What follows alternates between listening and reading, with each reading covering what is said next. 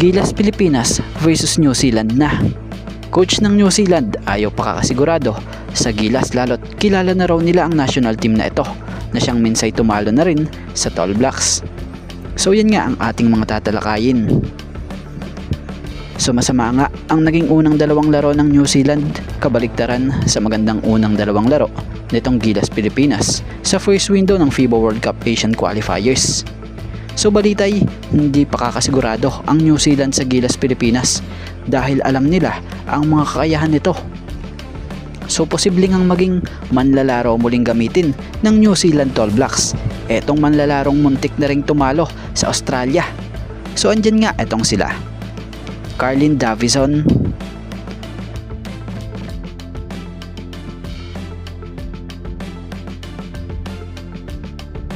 Finn Delany,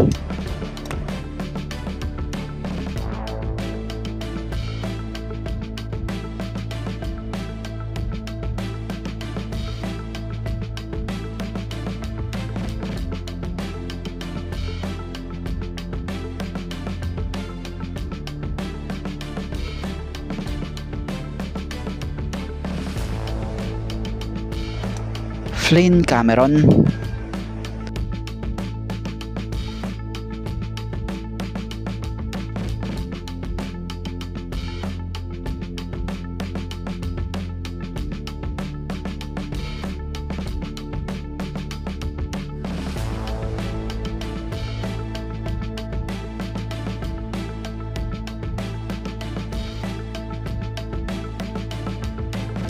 Isaiah Leafa,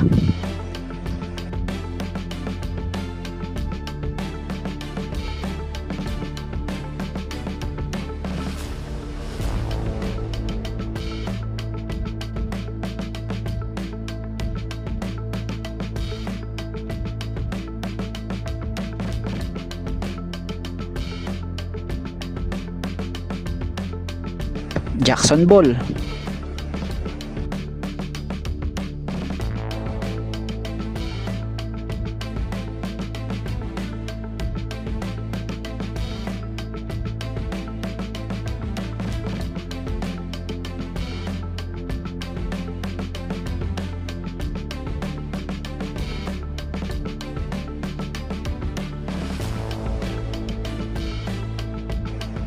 Mojave King,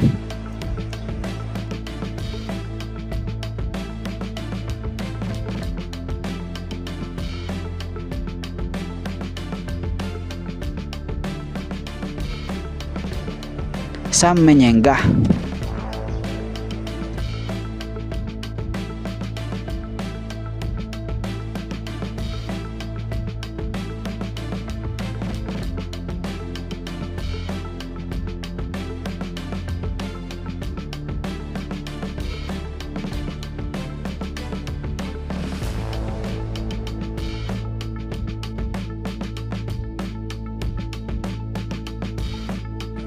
Dane Murray,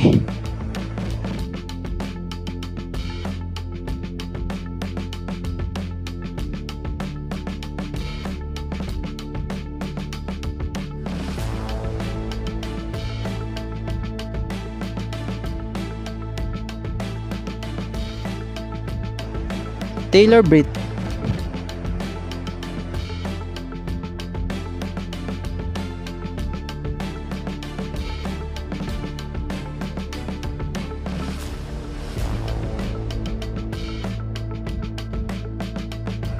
Tohe Smith Miller,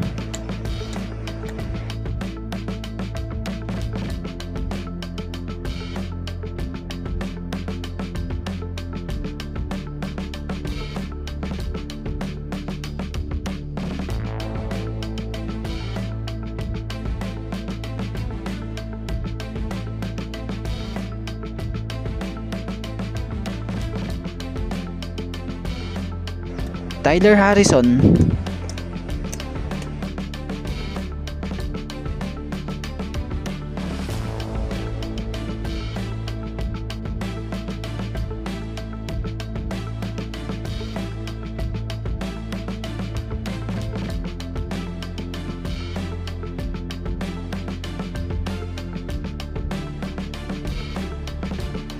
and Yanni Wetzel.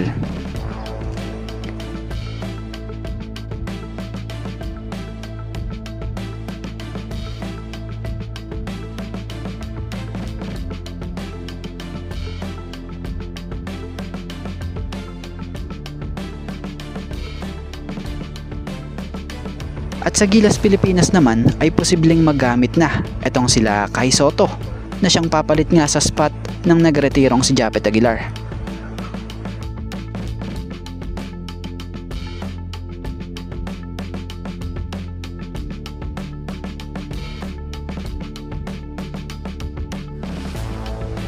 Justin Brownlee,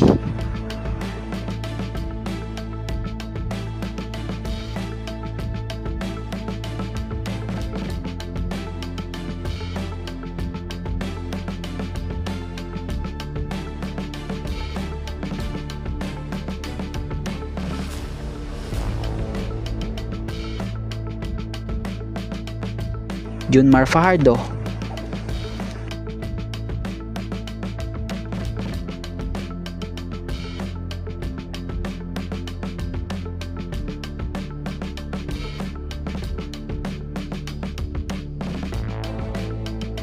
RJ Abarientos,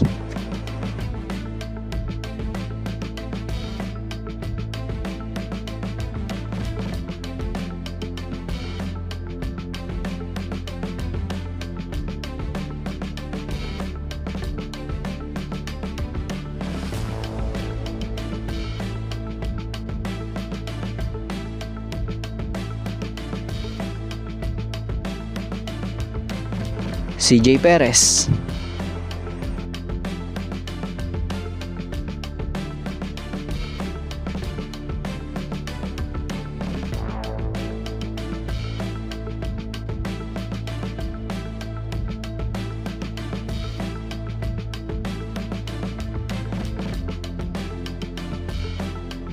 Chris Newsome,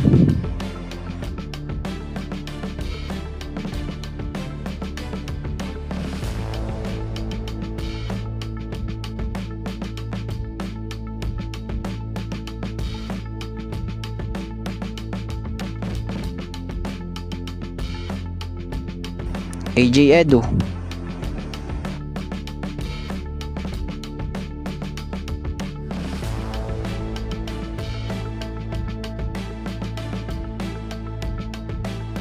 Quentin Millora Brown,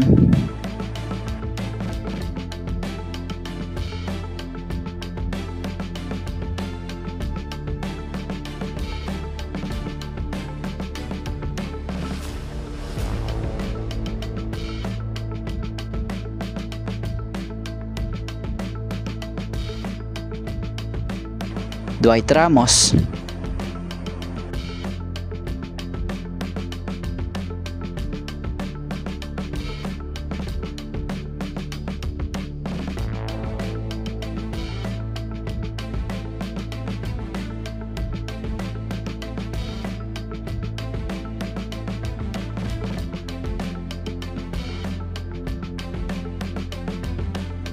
Kevin Kiambao,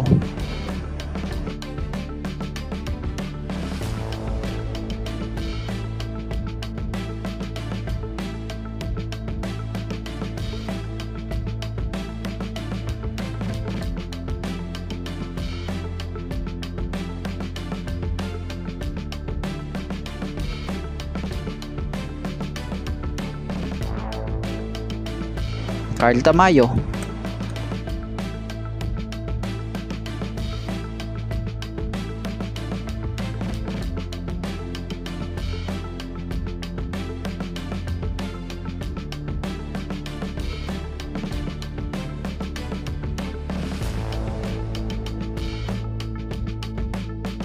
and Scotty Thompson.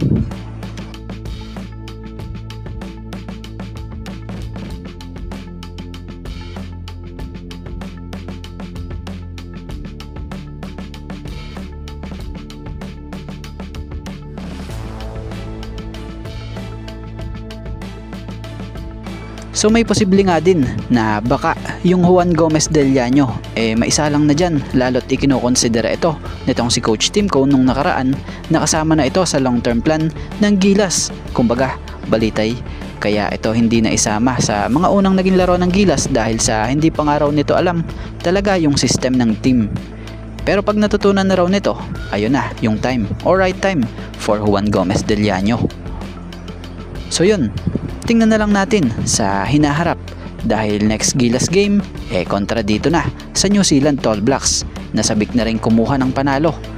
Pero tingnan natin kung makakakuha na ba sila ng panalo, lalo't ang makakalaban nila itong binuo rin na inaasahang pinakamalakas na team na Gilas Pilipinas sa February 26, 2026. So tingnan na lang din natin kung may papalitan ba or wala sa rosters na magkabilang koponan.